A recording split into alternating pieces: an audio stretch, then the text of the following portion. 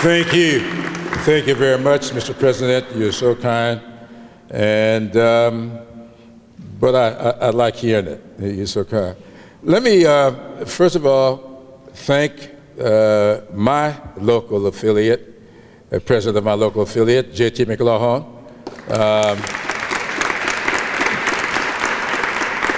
He does tremendous work. Jesse, thank you so much for sponsoring the breakfast this morning.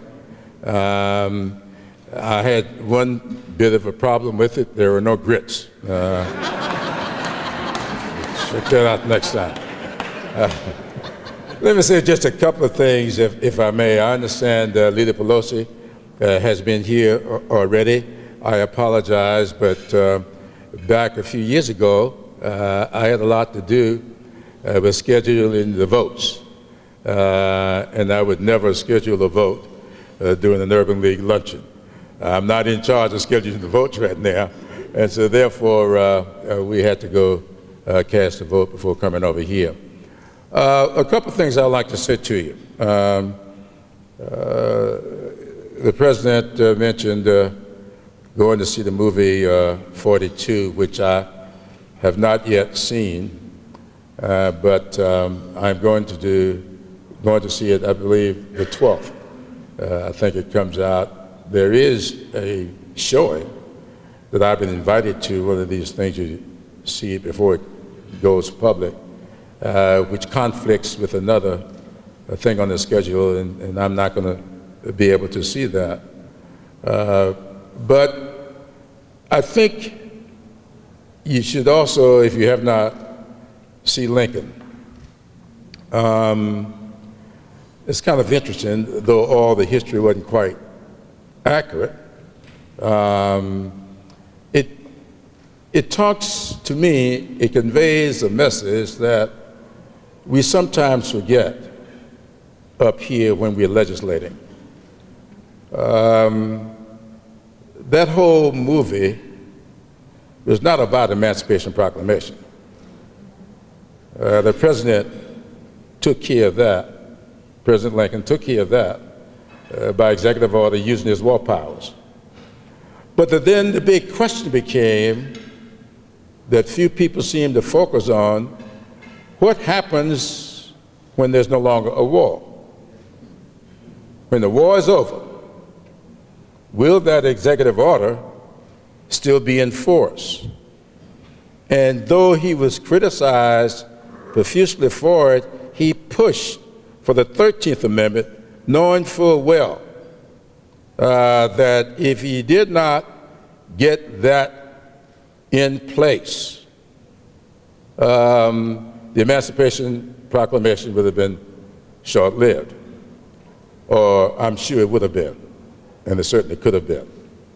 For the last 2 weeks, I've done lectures on Robert Smalls. I was in Beaufort last Friday night, where at Tabernacle Baptist Church, where Robert Smalls is buried, he and his wife, Hannah. And the week before, I was at the University of South Carolina doing a lecture on Robert Smalls. Now, the reason I bring these things up today is because as I stand here, across the street, or down the street from here, the Supreme Court is mulling over two significant issues.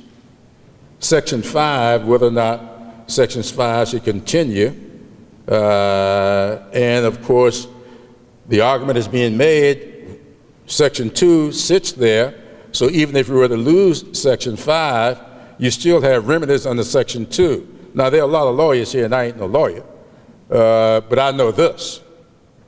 Section 5 is proactive. Section 5 says to states and other jurisdictions, you cannot do this until you get clearance. Section 2 says you go ahead and do it, and 2 or 3 years later, when it finally gets to the court, we might rule it unconstitutional, but for 2 or 3 years, you will have suffered under this penalty that's being forced upon you by the change in the laws. So let's not get snowed into believing that just because a judicial remedy is there, it won't be all that important if Section 5 is in fact ruled unconstitutional or in some way modified so that jurisdictions can put in place new lines, new rules, new regulations without any regards to what may or may not be their impact. I want to thank President Mario, and this may surprise him, but one of the most moving mornings I've had was when I saw him on Morning Joe, just after we began to question the these new voter ID laws. And I'll never forget this. And it's one of the reasons, I'll just never forget this. When he raised the issue of the racial implications of these new voter ID laws, Joe Scarborough says, I don't see it as being racial. And when your president says, I'm putting race on the table, Joe Scarborough's reply was, and I'm taking it off the table. That was a very profound moment for me. And I want to thank him for persisting. Because just because you take it off the table, just because you refuse to discuss it, just because you refuse to admit the implications of it, does not mean that it doesn't have implications. Robert Smalls, if you've not, I would commend, I know you're urban leaguers and you'll do a lot of reading. I want you to read Yearning to Breathe Free. Yearning to Breathe Free. It is Andrew Billingsley's book on Robert Smalls. It's a very important book because I wrote the foreword. Because what I think you will see there will be a reminder of what you see in every morning when you pick up your newspapers today. I used to teach history. And I used to have students who would say to me, why is it necessary to be spending all this time talking about those things that happened way back yonder? I used to always say to them that we must always remember that if a thing has happened before, it can happen again. And what we saw happening after Reconstruction, post-Reconstruction, people talk about Reconstruction as if it lasted for 50 years. Reconstruction only lasts 10 years. 1876 to 1776, 1866 to 1876.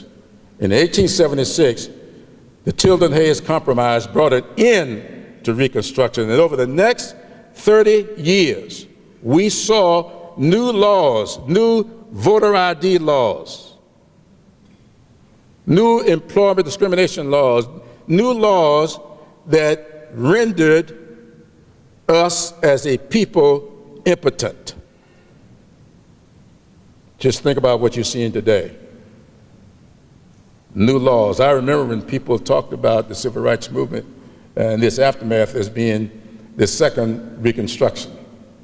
Well, if that's true, we could very well be in the second post-Reconstruction.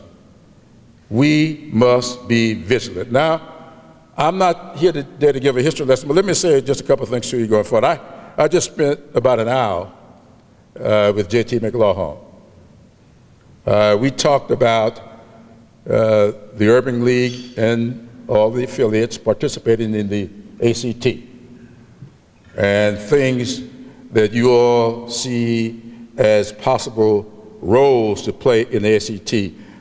I said to him that I want the Urban League to take a hard look at the ACA, the Affordable Care Act. There is a big possibility, in my opinion, for the Affordable Care Act to do for the Urban League what MDTA, the Manpower Development and Training Act, did for the Urban League back in the 1960s. In 1963, when President Kennedy signed the Manpower Development and Training Act, it opened up the door for the Urban League to come in and do and become the preeminent training vehicle in communities all over the country. Now it turned into CETA, then the Workforce Investment Act, and then in many instances, nothing. Today, the biggest job creator going forward in the immediate future will be the Affordable Care Act and other things that flow from it. And what do we call those things, JT? Health navigators. Navigators. It creates health navigators throughout the country. And there's not a place where you have affiliates that will not be a tremendous vehicle, not just for the Urban League, but a tremendous benefit to the communities that we all are here to serve. Finally, I will say to you that the National Journal, in fact, I had a copy of it. Every night when I leave the office, I go home with newspapers and other stuff under my arms. And every now and then I read them. Last night was one of those times when I really got a chance to read them. There's a tremendous article that JT, see, Mr. President, you're now seeing that you didn't waste your award on me 2 years ago when you gave me your President Award. I've been paying you back ever since. Thank you. This article here says that there are two things, and it's written by the two people, both of whom ran Medicaid, Medicare under Republican administrations. Tom Scully was one, many of you remember him. It says that the Affordable Care Act is being carried out by this administration much more efficiently than any one of them ever thought would happen. And number two, it says the Republican Party will be making a big mistake if they come to the conclusion that the Affordable Care Act is going to fail. They say in this article that they expect for it not to just be efficient, but to be effective as well, and to gain in popularity.